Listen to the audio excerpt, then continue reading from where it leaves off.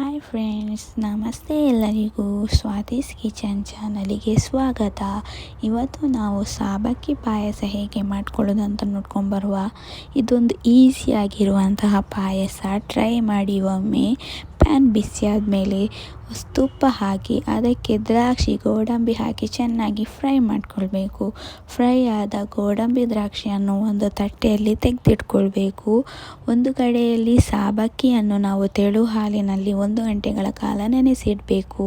ನನ್ನ ಯೂಟ್ಯೂಬ್ ಚಾನಲನ್ನು ಸಬ್ಸ್ಕ್ರೈಬ್ ಮಾಡದಿದ್ದರೆ ಸಬ್ಸ್ಕ್ರೈಬ್ ಮಾಡಿ. ವಿಡಿಯೋ ಇಷ್ಟ ಆದರೆ ಲೈಕ್ ಮಾಡಿ. ನಾವು ಬಾಣಲೆಗೆ ತುಪ್ಪವನ್ನು ಹಾಕಿ ನೆನೆಸಿಟ್ಟ ಸಾಬಕ್ಕಿಯನ್ನು ಹಾಕಿ ಮಿಕ್ಸ್ ಮಾಡಬೇಕು.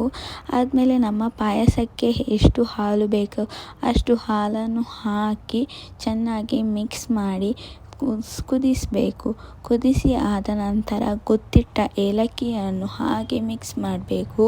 ಮತ್ತು ನಮ್ಮ ಸಿಹಿಗೆ ತಕ್ಕಷ್ಟು ಎಷ್ಟು ಸಕ್ಕರೆ ಬೇಕೋ ಅಷ್ಟು ಸಕ್ಕರೆಯನ್ನು ಹಾಕಿ ಮಿಕ್ಸ್ ಮಾಡಿ ತೆಗೆದಿಟ್ಟ ಗೋಡಂಬಿ ದ್ರಾಕ್ಷಿಯನ್ನು ಹಾಕಿ ಮಿಕ್ಸ್ ಮಾಡಬೇಕು.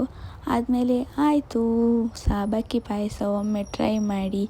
Bye friends.